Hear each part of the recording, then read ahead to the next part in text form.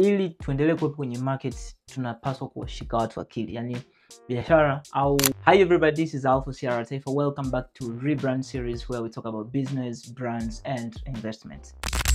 Ku take over kwenye market inahitaji akili. Kwa hiyo mtu anafanya rebrand anashika tu akili. I'm sorry to use this word, but na maana nzuri kwamba rebrand kazi yake ni kuhakikisha tu kwamba unashika tu akili za watu na watu wanaamini, ni kuaminisha kwa engo au namna fulani kwamba mtu anaamini kwamba okay, Alpha Sierra Taifa, Alpha ni Sierra Taifa.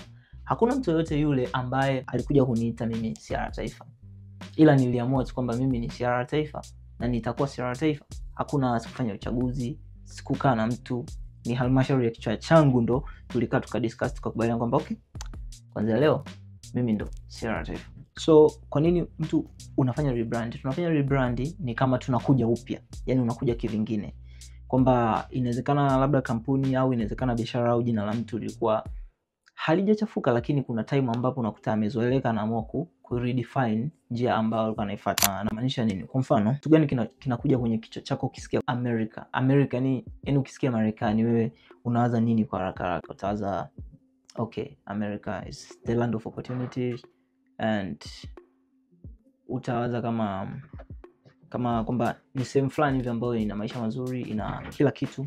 Of course that's very true, lakini una uhakika gani kama America ina maisha mazuri? Una uhakika gani kama America ina opportunity? Una uhakika gani kama America ni yani kwamba ni is the home of dreams? Kama hujafika huwezi kuwa na uhakika, lakini unaamini ukishaambiwa tu okay, Marekani ni sehemu fulani hivi. Kwa sababu gani? Kwa sababu nchi kama Marekani wamejibrand vizuri kwa watu walio nje. Yani inamaanisha kwamba sifa zake nzuri zimeenda extra mile kuliko sifa mbaya.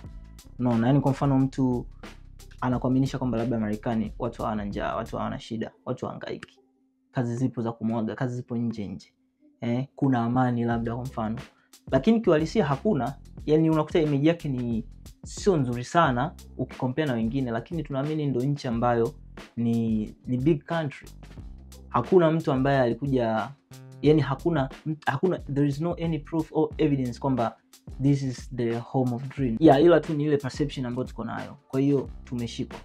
Au mtu kusema okay, maybe Africa sehemu fulani hivi, lazima ni when I think of Africa naanza maisha magumu, mahangaiko na kila kitu. Kwa hiyo zile perception na mindset ambazo tuko nazo juu ya kitu fulani ndo brand.